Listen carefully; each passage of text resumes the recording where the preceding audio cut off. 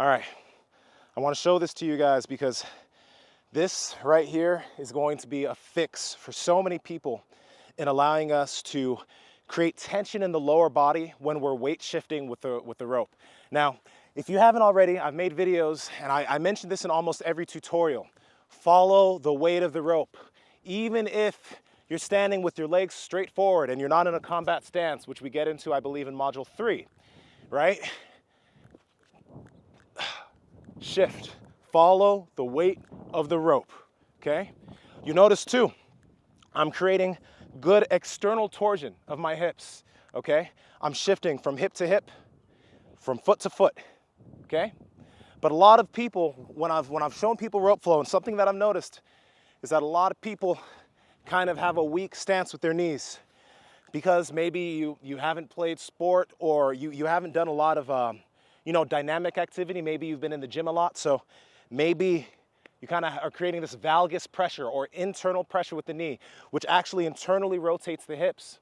And I want to also mention that valgus pressure of the knee is not bad. When I do jiu-jitsu, when I'm passing someone's guard, there are certain positions when I'm low and I create valgus pressure so that I can lock their foot in between my knees, boom, pass. There's a lot of times where valgus pressure is okay, but when standing, when playing tennis, when doing all these other sports, you create this external torsion of the hip, which starts at the foot. So this tool right here, this hip circle, and if you have something like this at home, just put it around your knees now. But I have hip circles at the Stronger Human store. This one's the Hip Circle Max. It has more resistance, but just get yourself a hip circle because there's 2 ways that we can use this tool to not just intensify our rope flow practice, but also get us in the habit of creating a good combat stance and not a weak combat stance. Oh, this is exciting.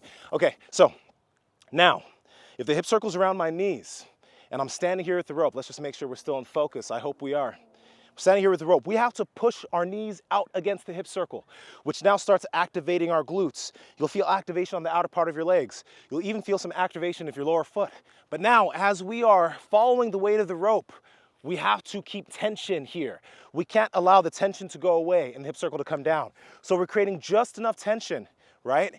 We still have balance in our feet, but now we're shifting weight from side to side, having good tension in our legs.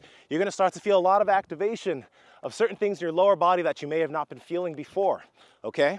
So when you're doing your practice, when you're practicing things like the race and chase, right? The propeller, keep tension, right? You're gonna learn the propeller in module 3 and this is in module 1. So just right now, let's just focus on the race and chase, boom. And then you've learned your transition, boom, right? So the underhand race and chase, you're maintaining tension. Propeller, overhand race and chase, maintaining tension.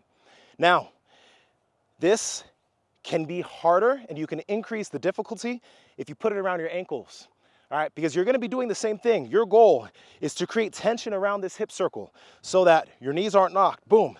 You create tension so that now your ankles are pushing against the hip circle. Your knees are facing slightly outwards. They don't need to be facing outwards like this. I don't need you like this. But there's just enough tension that now you feel the tension in your glutes, you feel the tension in the outside of your legs, and your feet are in a strong position. So, again, race and chase, maintaining tension in the hip circle, propeller, underhand race and chase, propeller, overhand race and chase. You'll learn the propeller in module 3. But for now, I just want you to practice here or in a slight staggered stance, maintaining tension on that hip circle, okay? Right? And then you can transition to your underhand and switch sides, bam. But I need you to maintain tension on that hip circle, okay? I wanna show you something. This turns into a lot of things. When we learn the combat stance, right? I'm maintaining tension in the hip circle. It's keeping me in a strong position. Whew, this thing is good. For all of you fighters out there, or people that are interested in martial arts, when you watch UFC, I want to just explain some of this. You see these fighters in these stances, you'll see that you're not gonna see a fighter walking like this. Because imagine if I had no tension in this knee and someone kicked this knee, bam, all that internal pressure. If I have a strong stance, I'm pushing out, someone kicks this knee, pop, I push my foot into it. Because I have the strong stance, that's actually could be something that hurts them and not me. But when we have a weak stance, if we buckle, our knees are gone. So this is why this thing is so important.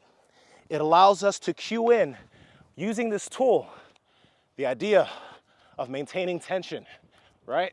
You could even practice without it. Just maintaining tension on this. There's so many things, but this right here, this changes the game, allows you to intensify your rope flow, and it gives you an external cue to learn how to create tension with your feet and with your hips. So we have hip circles at the Stronger Human store, tons of colors, tons of sizes. Ships from the US, and it ships quickly. So some of you guys are just waiting on your ropes, but this ships really fast. And if you already have one, just start using it, okay?